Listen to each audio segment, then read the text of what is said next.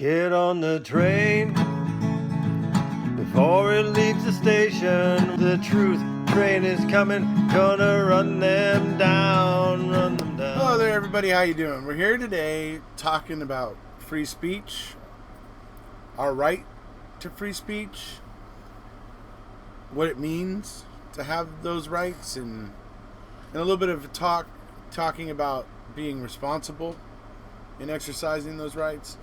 So we're going to cover quite a few things, and I'm actually, because this is a chat between Travis and I, it was a rather long chat, so I'm breaking it up into two parts. First part tonight, second part tomorrow, and I do believe Travis and I will be following up this upload here with a live chat about it. So, just wanted to introduce everybody. That's what's going on here. We're talking about free speech. We're going to start out talking a bit about Andy Colburn and his lawsuit and the free speech implications there, and then we'll move on into some other stuff. So, all right, here we go. Without further ado. All right, hello there, folks. How you doing? We're here today with Travis. We're going to be talking about free speech. Big thing. You know, there's a lot of things going on out there right now in today's world. A lot of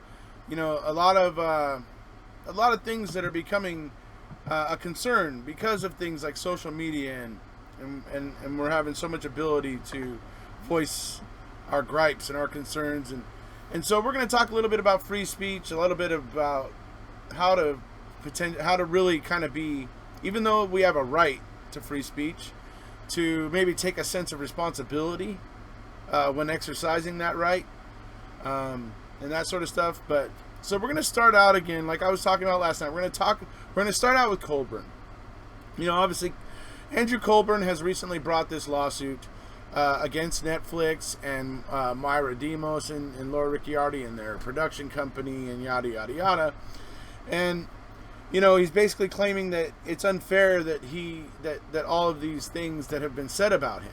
Well, my problem is with that is that, number one, and Travis can let us know about this, but number one, as a public official, and it's something that was pointed out in the response to his motion, in the original motion in this lawsuit, like they were pointing out that as a public figure, the position that he held of road sergeant, and that position is a public, you know, he basically is a public official when he's in that position. So yes, he becomes open to public scrutiny. We as Americans are allowed to criticize our public officials. It's absolutely not against the law. And so it's remarkable to me the lack of responsibility, or the lack of ownership Andrew Colburn wants to take, because we all know, as I pointed out last night, there's several of his comments, no matter what, if he's able to prove that Laura and Myra got one or two little things wrong, if he was able to prove that Myra and Laura and Myra got a couple of little things wrong, it still is not going to take away from the fact that him pushing the binder into the back of the cabinet after emptying it, and then pushing the binder into the back of the cabinet where he didn't see a key, and then somehow after pushing the binder into the back of the cabinet and dislodging the back thing, by picking it up and playing twist and shout with it, that suddenly the key pops out and like, oh, you know, it's like, no, I mean, there's just too many things that Colburn says that just aren't, that are fishy and suspect. And so for him to want to play the hurt role and be like, my integrity's never been questioned, or whatever he wants to say, is ridiculous. Because then you take the 1996 call. He claims that he wrote the statement in 2003, one day after Stephen's release, and that it had nothing to do with Stephen's release. About the call in 1996, 95, 96, whatever it was, 8 years previously, when the call came in. So he wants us to believe that he wrote a report 8 years later, the day after Stephen's release, and that it had nothing to do with Stephen's release. These are the types of statements that Andrew Colburn makes that call himself into question. He has only himself to blame for it. So, now, having said that, I would also say that means we're allowed to criticize him. We're allowed to use our free speech, our right to free speech, to criticize him. We're able to, and by that what I mean is we should then be able to go get the facts and present those facts and say, no, this is the facts, and criticize him with facts. What isn't okay, in my opinion, what we shouldn't feel falls under our right to free speech, is doing anything like threatening any member of this or their families, or any kind of personal threats, particularly ones of mayhem or murder. That kind of stuff, in my opinion, should not be in the free speech cadre. Okay? If you're going to those levels, you're taking it to a completely different level, what I would call the radical level, honestly. So, like I've always said here on my channel, be classy, right? So, any thoughts on Colburn, free speech, Travis? Well, we did a video on it, I think. Anyway, I remember talking about it, and in the, so he sued in state court, and then, as expected, was removed to federal court because the defendants live in a different state than the plaintiff, and so that's diversity of citizenship, and so he removed it to federal court, which is his right to do, and then filed a motion to dismiss based on lack of service. And they also touched on some of the defenses that we anticipated they would be bringing, public figure, and so you're always going to see two cases, Gertz v. Welch and New York Times versus Sullivan. Being a public figure makes it more difficult to recover because you have to show knowing falsity or total disregard for the truth, whereas if you're not a public figure, you can show negligence. However, because this documentary was social and political commentary, they're going to have to meet that high standard anyway, and it's proceeding along. Part of me says, yeah, it could easily be dismissed before it gets anywhere, or the other part of me is like, well, I hope it survives the motion to dismiss stage and they can do discovery, for example, taking Colburn's video deposition and maybe having that cabinet and say, okay, show us please how you did this, and and go through in detail the calling in of the plates, and this is what happened in the West Memphis 3 case when the former stepfather sued Natalie Maines, the Dixie Chicks, and others over a speech that Natalie Maines had made on the courthouse, the Capitol steps in Little Rock, and was quoted saying in other places that it appeared, based on the circumstances and evidence developed, that he was a likely person, a Denny type suspect, a third party suspect that should have been looked at in the original investigation and wasn't. Well, so he filed a defamation lawsuit, and they were able to bring up all of his violent past. They were able to bring up his lack of alibi. They were able to go through all of that because truth is a defense. If he was the true killer, that's a defense. If there are suspicions about a person, that is a defense. And so after he was deposed, he pretty much dismissed his lawsuit, and that was it. Why he dismissed it, there's speculation. Didn't want to provide more ammunition in a potential criminal case against him, or whatever it may be. But that case ultimately got dismissed. But Buting tweeted within a day of the civil suit being filed, it was in December, right around the time we were doing this stuff on the Bones, but he said, "This is the best Christmas present Stephen could have gotten," filing this this defamation suit because of all of the discovery that could be developed. It could happen, yeah, absolutely. So, all right, well, that's interesting. That's obviously what Andrew Colburn is facing with this defamation lawsuit. Obviously, as Travis was saying, being a public official makes it a little more difficult for him. So, go ahead. Yeah. So, while we're here, First Amendment, political speech and commentary and so on and so forth. So the founding fathers were intimately familiar with governmental suppression of political speech.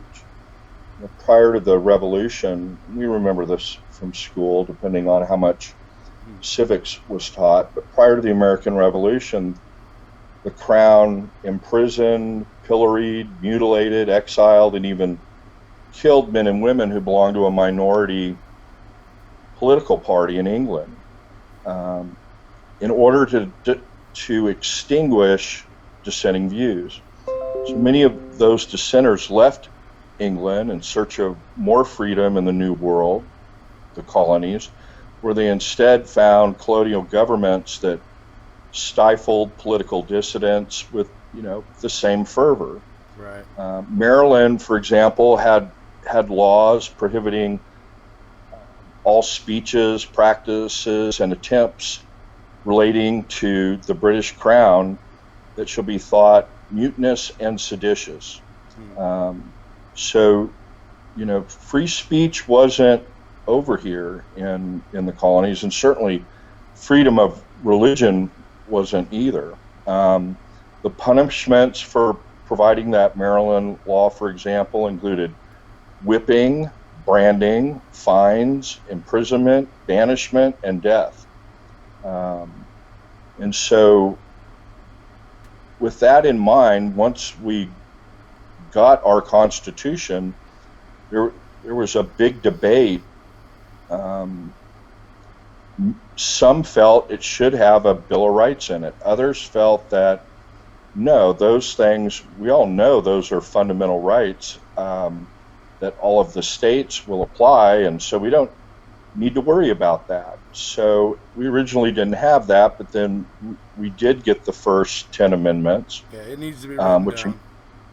And they needed to be written down, and that was kind of the promise in order to get the states that were on the fence to ratify, is that the first thing we'll do is we'll enact a Bill of Rights. And then, as people know, the First Amendment really isn't the First Amendment. It was the Third Amendment. The first two didn't get ratified until years and years later.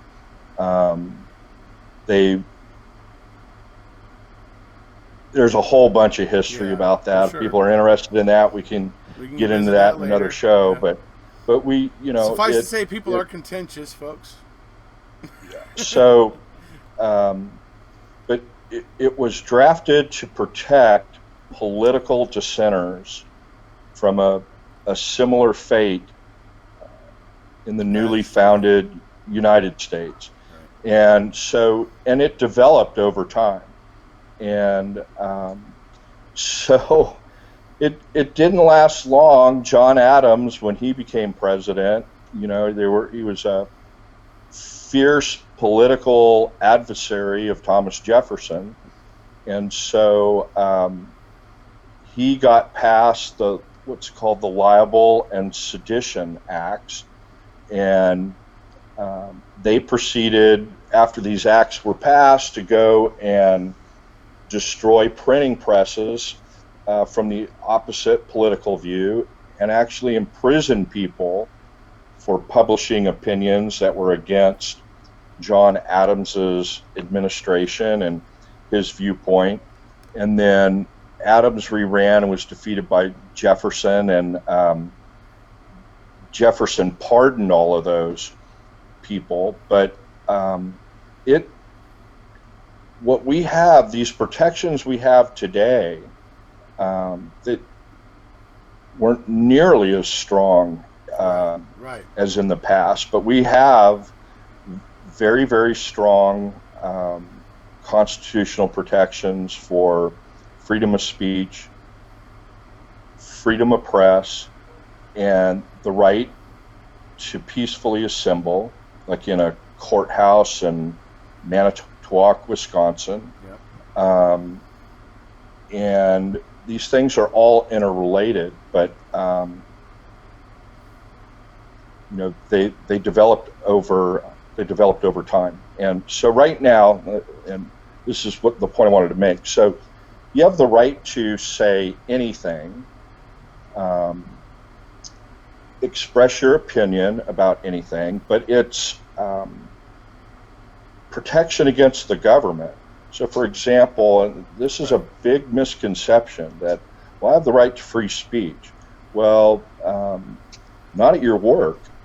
You don't have the right to say or think anything you want at your place of employment unless you're self-employed, or you're the owner or you're the boss. But right. If you're an most employee, likely when you got that job, you signed paperwork saying you would not represent the company in a way that the company doesn't, support or whatever, right? So they would have grounds, to get rid of you on that because you signed a contract or, you signed an agreement or whatever, right? So something like that. Even without signing anything, at will employment, you just, you're starting at McDonald's and you're at $7 or $8 an hour, and here you are on the front counter. You can't start spouting off about what your opinion somebody is based on what they're Sure. wearing or what ethnicity they may be, what national origin, what race, religion, and not because there's governmental laws against that. It's just, in a little handbook or manual you read, take this home with you and read it, and it's going to say McDonald's doesn't, will not tolerate any type of behavior or abuse that discriminates based on race, religion, national origin. And then the two that are not in the federal law, but that states have adopted and some cities try to, and kind of, where we are now is, so it's not in the statutes yet, but a lot of private companies say, in addition to the standard stuff, race, religion, national origin, gender, they've added on their own sexual orientation, and then the most recent is gender identity. So, as lots of things are in the law, it's constantly evolving and changing. Now, there's a few areas that the government, protects you from the government: freedom of expression, freedom of the press, freedom of speech. But speech is not all equal under the First Amendment. The Supreme Court has identified 5 areas of expression that the government may legitimately restrict under certain circumstances. So the most famous one is you can't yell fire in a crowded theater. But these areas are of speech that incites illegal activity and subversive speech. That's one. You cannot go out and incite illegal activity and subversive speech. I have no right of free speech to go talk to a room of people to plot the assassination of the president. Right. The second category is what's called fighting words, and that's not defined by the Supreme Court. But in a one-on-one situation, a racial epithet, certain things could constitute fighting words in a one-on-one situation. Obscenity and pornography is not protected, but since the advent of the internet, it's rarely prosecuted. Someone actually tried to argue that child pornography was an infringement on freedom of expression and free speech, which of course the court resoundingly rejected. Right. That is, understandably so.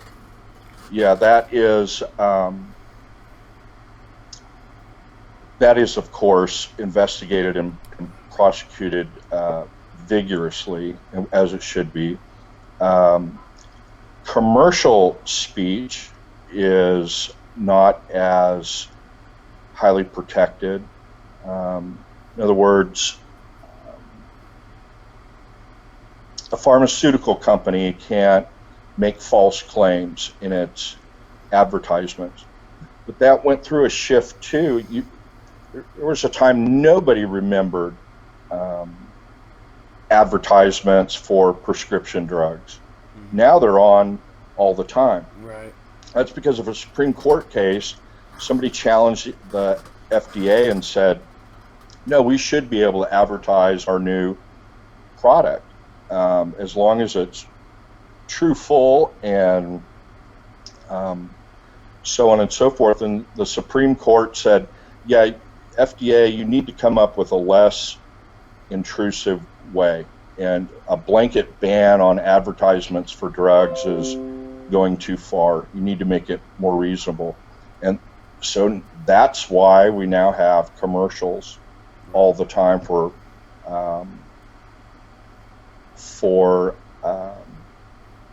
prescription drugs. And the last is symbolic expression.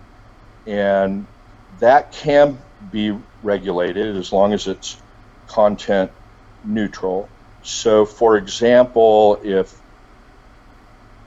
Erekose wants to express himself by standing naked in front of the Manitowoc courthouse with the sign, Free Stephen Avery, they can, they said, no, this is my symbolic expression, you know, or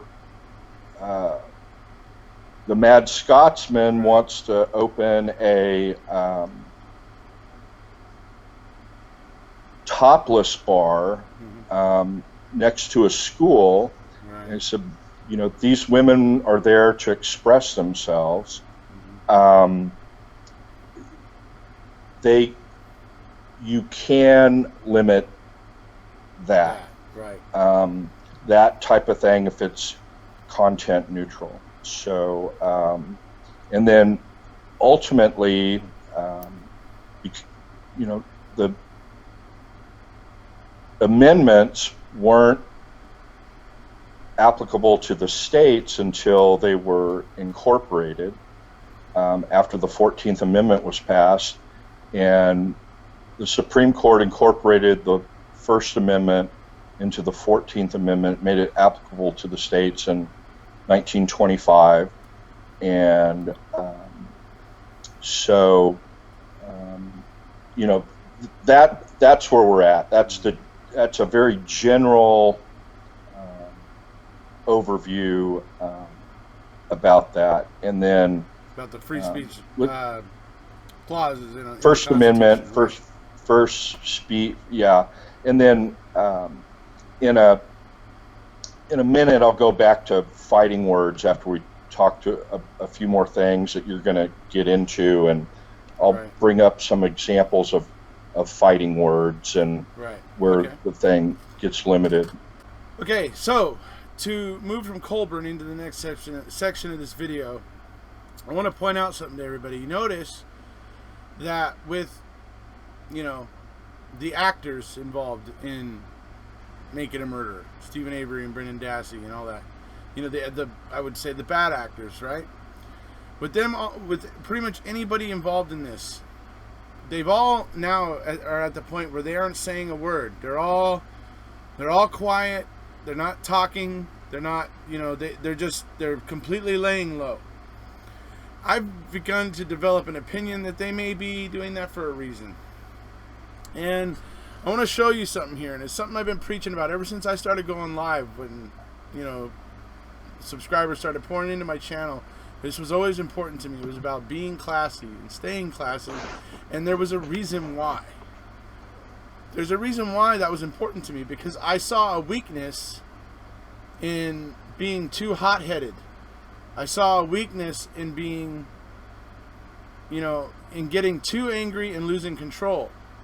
And so I'm going to play a clip right now to kind of give you an idea of what that means. I mean, what if, let me put it to you this way before I play this clip. What if Wisconsin is just clamming up, shutting up, and not trying to, and keeping their head down in the hopes that supporters will go, do something out of line, do something really bad. I don't know. Kind of like what SAIG did when they sent flowers to Judge Sukowitz. They may be hoping that we, out of frustration, will start doing stupid things. And I want you guys to consider that as I play this clip. It's best to let the unreasonable opposition speak, because they manifest themselves as unreasonable, and then everyone can see it. And so that's part of the reason that you want free speech. All right, so you see what I mean, folks? Where what if Manitowoc is adopting that philosophy of they're looking at maybe us as the unreasonable opposition, and they're looking for supporters to manifest themselves in that way. Something to think about. It's something to think about. So that's why I've always been a huge, huge proponent of being classy. Keep it classy. Try to come at them with the facts, come at them with the truth, focus on those things, stay away from personal threats, stay away from personal stuff, really, for the most part. Keep it about the facts. Keep it about those sort of things. I think that's the best way to be. Because your voice is valid, but you don't want your voice to get lost in a hateful message. And so that's just something I would point out for everybody to be mindful of.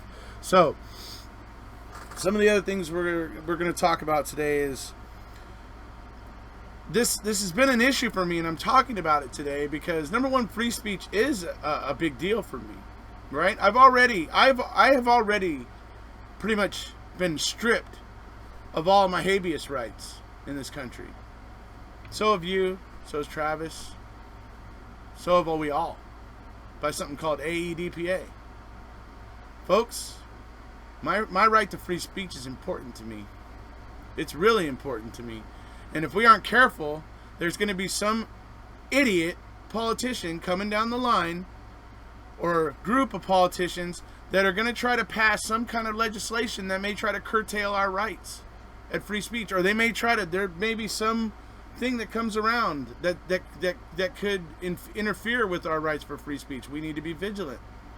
We need to keep our eyes open for these type of things, because we don't want people to react to a situation as we've seen happen in the past,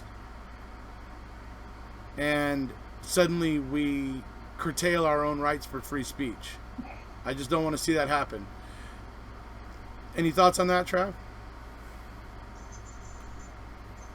No, absolutely. That's where it always happens, and our First Amendment protections evolved through. You used to be in prison if you belonged to could be in prison if you belonged to a certain group, the Socialist Party or the Communist Party, because somebody in that group in a place far, far away advocated for the violent overthrow of the government. So it applied to every member of the group. So that was in the teens and the 20s. In the teens and 20s, if you went out and said, look, don't register for the draft, don't volunteer, to go fight in World War I. You could, and people were imprisoned for that. And then, it's developed over time. We didn't always have that. The Supreme Court, more and more started to look at what was meant by Congress shall make no law. And that's why it is what we have today. But, if there were justices with a different viewpoint, it's like the Texas v. Johnson, that's the burning the flag case, and major uproar. And a conservative court said, no, that's protected expression. And a lot of people disagreed with that. And I easily see that, especially veterans or families who lost people dying over that flag.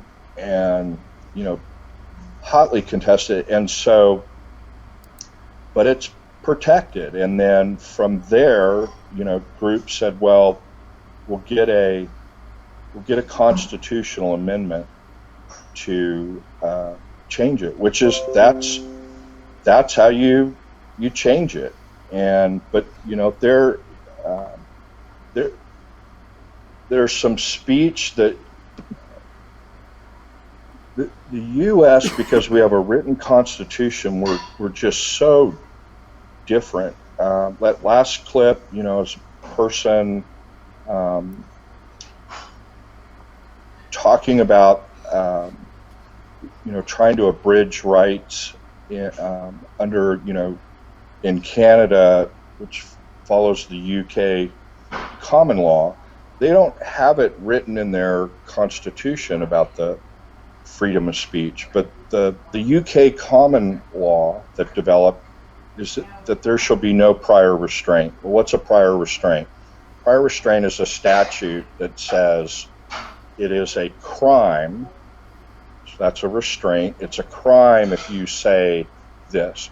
So in Europe, for example, the countries that were involved in the Holocaust, specifically Germany and Poland, they all have laws that it is a crime to advocate in public Holocaust denial. And it's actually in a documentary in Netflix right now, the trial at Something Accountant.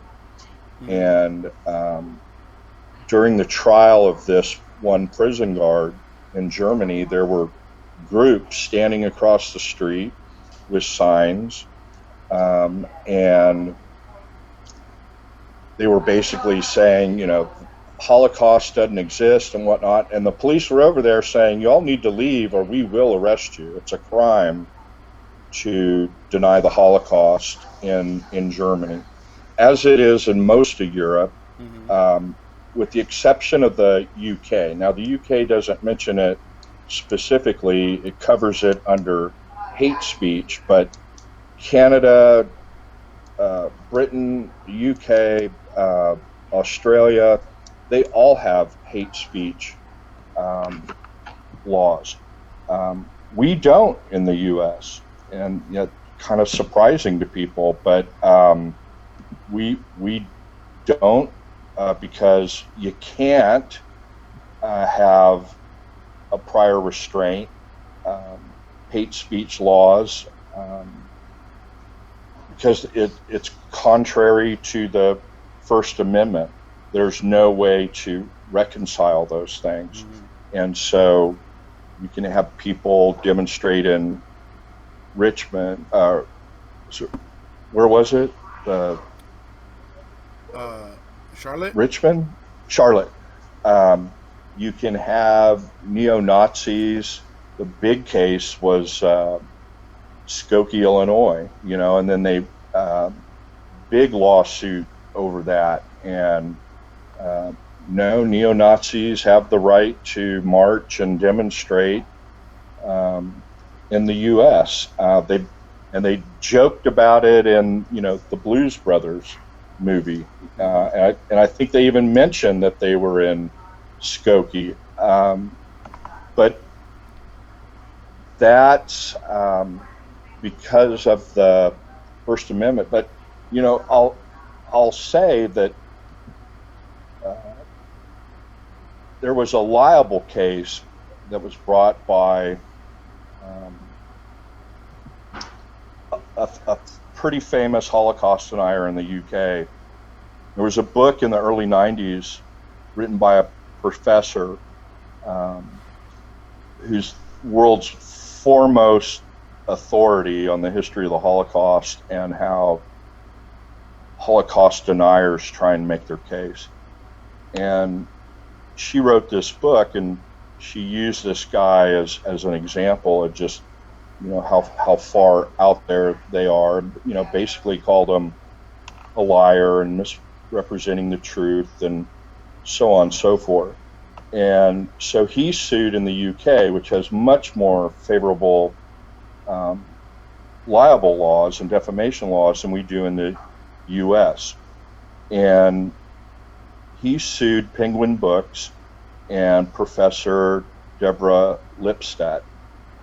And she went through a 6-year ordeal over this libel action brought by, his name's David Irving.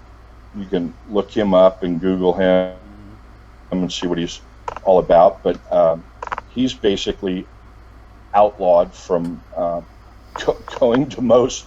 He's not allowed in Switzerland. He's not allowed in Germany. He's not allowed in a lot of places. And but she was asked in an interview, well, shouldn't we have similar laws in the U.S.? But because she's from the U.S. and brought up, and she's down in the South. She's at Emory University in Georgia, but she said no. We don't need to do that. We don't need to be afraid of people expressing those ideas, because then we know where it's coming from and we can address it and we can point out, just how wrong they are. Right. Yeah, absolutely. That's why it's important, like I said, to allow the unreasonable opposition to speak. And that's what's good about free speech, because it allows the unreasonable opposition to speak. And in doing so, they manifest themselves as unreasonable. And everybody can see it. Right? It's another quote from Jordan Peterson. And it's spot on, because the unreasonable people of the world tend to be pretty loud, and if you just let them talk, they will manifest themselves as the unreasonable people that they are. And then everybody else will be able to see it. So that's why I say, as a supporter of Stephen and Brendan, you feel that passion for Stephen and Brendan. You feel sad that they're in those jail cells. Well, if you feel all those things, you also need to feel it just as important to be classy and represent them in a positive light. So it's one of the main points of this video today. It's why I'm talking about this today. And I think everybody should be very mindful of that when you're evaluating things you're seeing today, when you're running around on social media or you're watching the news. Evaluate everything. You know, evaluate who seems like they're listening and being reasonable and who seems like they're not. I think it's important to really try to discern those things in today's world, because there is a lot of chatter. You know, there's a lot of chatter. Everybody is using their right to free speech, and that's fine. But it's now up to us to use our intelligence and our intellectual facilities to now sort out who has a good message, a positive message, a worthwhile message, and who's not so much, you know, in that realm, who's maybe got some different ideas and some less tolerant ideas. For me, that's the big thing. You guys know how much I preach tolerance here. Tolerance is a big deal for me. So when I see intolerance, I get concerned. So we need to watch out for those types of things. Like I said, be reasonable, be classy. That's what it's about. So, it's like I said, that's a huge quote from Jordan, where he says that about letting the unreasonable, you know, opposition manifest itself. And that actual statement was taken from this particular talk that you're going to hear here right now. So, as far as I've been able to determine, this kind of protest is an expression of a philosophy that's grounded partly in postmodernism and partly in Marxism. Now, the postmodern element is basically this. There's no such thing as genuine individual identity. What there is group identity. And you, like it or not, only have the interests of your group. And the whole world is nothing but a battleground between groups of different interests. There's no dialogue. There's no possibility of talking between the groups. It's just a power stage where combat has to take place. And so the reason that speakers with whom the radical postmodernists and the Marxists don't agree are denied a platform is because those people do not believe from a philosophical position that dialogue can bring consensus. And all that's left if you forego that particular principle is this. And this is only where it starts. You know, the fact is that you're all pretty damn civilized. And thank God for that. Because if there were enough fools in the crowd, especially those who are intent on violence, this would turn out very differently. Right. And we do not want to go down that pathway. It's a big mistake. We've been down that pathway many, many times. Woo! The question was, had we called the police and had them removed, would have that been a failure? And I think the answer to that is, there's no point in it, right? There's no reason to assume that this is a bad thing. It's noisy and it's annoying, but that's fine. You gotta let things, you gotta follow what you believe to be true, right? And don't worry about it, and then let things happen and see what happens, because it's perfectly possible that if you're trying to do the right thing, and you're trying to speak properly, that whatever happens around you is a partial consequence of that, and that it's a good thing. So we'll see. We'll have weeks after this event to analyze its consequences, and so far, all of those of you that are there to listen to me talk, you're peaceful and reasonable, and you got a chance to show that to hundreds of thousands of people. So good. This is a good thing, not a bad thing. How do we get these people to understand the dialogue? How do we get these people to understand that dialogue leads to consensus?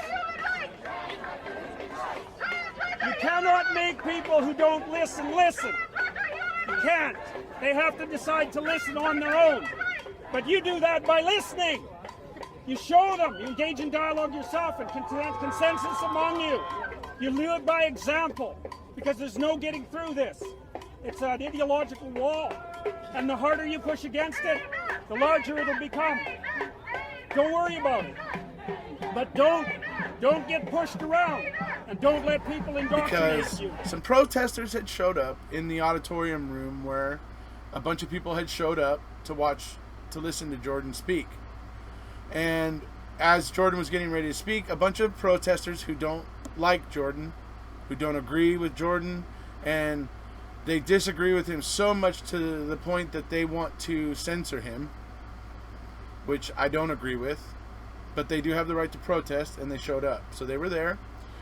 And Jordan tried to continue on with them protesting, tried to do the best he could, and he was even saying that he was respecting their right to be there. You can hear him. I'll post you guys the link to the entire video where you can see what happened. But eventually, what you were seeing there in that clip is when they're outside, and the people in the auditorium that came to listen to Jordan crowded around him in a circle to where they created a buffer between Jordan and the protesters, so the protesters couldn't get into Jordan. And that's when he was finally able to sit there and talk to everybody that came to see him speak that day. And he's pointing out to everybody that it's a very good thing that they didn't allow the opposition, the people that were there that were obviously not happy about Jordan being there, but that it never got violent, it never went to that level, and that everybody should be very proud of themselves. And that's something where I agree with Jordan, and I'm glad that he was pointing that out in that case. And so that's why I wanted to play that for you guys. So there's a lot of things when it comes to free speech that I think get missed, or I think some people maybe just we don't talk about free speech enough, and we don't think about this, but you know, to exercise free speech, it means that you're sometimes going to be taking a chance. Well, pretty much any time you're thinking about anything important, or you know, that matters seriously in the world, and you offer an opinion, there's a good chance you're gonna offend somebody, or might offend somebody. That's just kind of a hardened reality of life, that, you know, having our own individual thoughts, it's just not possible that we're all going to agree with each other. That's just not really possible. So there has to be some amount of tolerance, but there's a bit of an atmosphere out there right now with, you know, certain groups of people and stuff are actually just trying to completely shut down certain points of view because they don't like them. And for me, that's the opposite of the spirit of free speech, in my opinion. What are your thoughts on that, Trav? Well, in general, yeah, but of course, everything is context. You're right. And so, while I agree with that generally, you know, no, I don't believe that teacher, or any teacher, you know, if they're a science teacher, should be able to teach in a science or biology class creation science, which is, you know, is a misnomer, or intelligent design. I don't believe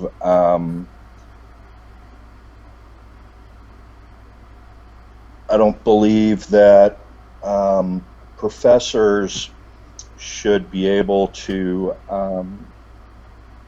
teach a history class and teach something like Holocaust denial. There are some things, you know, in this day and age that are just clearly off limits, and but they don't need to go to prison or jail for violating the norms. I mean, you don't use the N-word.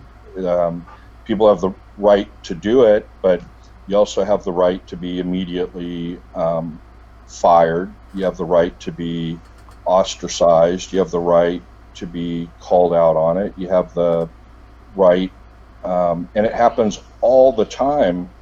Still to this day, you see it in political campaigns about people who have shown anti-Semitic viewpoints, and they get called out on it. And so, yeah, no, I agree, because of our written Constitution, we don't need to make a written laws that criminalize that conduct. That we're moving into new areas, as we always are, that let's make it taxation. How do we want to tax people? You know, how should we allocate our resources? And, you know, should people who make the most money pay a higher share? Should they pay a lesser share? You know, and that is offensive to somebody. But I just want to make it, you know, no matter what you say, you're going to offend somebody else. Yeah. Immigration. You know, how do we deal with all these people that need asylum, and how are we going to treat them? What if they do come across the border and they have children? How are we going to treat them and their children? You know, and clearly, different viewpoints of that issue are offensive to the other. I don't want to get it conflagrated or confused with racial slurs and racial epithets. You know, it has no business on any social media platform. But neither do ad hominem attacks in terms of when on our issue, if someone's saying, well, I believe he's not guilty, or that there's reasonable doubt, or there was a problem at the trial because of this, and, you know, listen to the other side's response, and, you know, and it shouldn't be personal. You're stupid, you're an idiot, Right. you know, anything like that. It's like, well, I'm sorry that that's not what the trial testimony was. I'm sorry, this or that. But, you know, unfortunately in social media, like everything else, there's people with agendas, and there are people with different issues. I highly recommend for everybody to watch Behind the Curve documentary on Netflix. Yeah. And it's really not about, you know, the basic premise is about people who believe in flat Earth. Yeah. But then there's all these sub-issues about the personalities going on, and that, well, who started doing videos first? Who was the real leader of the Flat Earth Society? And, you know, leader of the Flat Earth Society, it was, you know, somebody before the great Greek philosophers realized that Earth was round by the time of Aristotle. But, you know, somebody before that thought the Earth was flat, because when you stand out and look at the horizon, it looks flat. But, you know, the theory that, or the thought that Christopher Columbus was in an era when everybody thought the world was flat is just, you know, it's completely wrong. We knew the world was round. He just thought it was a lot smaller than it was. But he knew it was round, and he didn't think he was going to fall off the end of the Earth. But there's all these different personalities going on, and there's. But the flat earthers would say that they got that from looking at the projections of the moon and the sun in the projection in the sky. No, I'm just kidding. Go ahead. Sorry. Well, no, but in that documentary, there's two schools of thought in this deal. Right. One is that there is a dome over the flat Earth, right, and that this group of controllers turns on lights every night, right, and that it's part of this massive conspiracy that NASA's a part of, and everybody else. Right. And then there's this, and I never knew this about flat earthers. Then there's this other group that think, no, it's a flat body that's out there in space, and but that creates problems because things don't work under Newtonian physics and so on. But they show this in the documentary, that there's these two groups, and they ask this panel,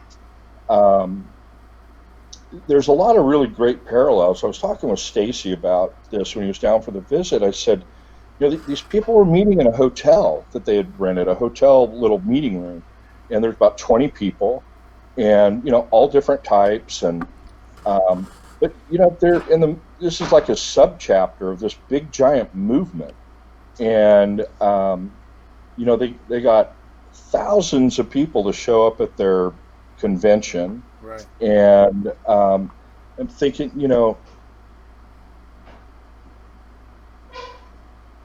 and here we have two human beings in prison that there is a substantial amount of evidence, Questionable. science, that shows that they are probably in there illegally, unjustifiably, and yet.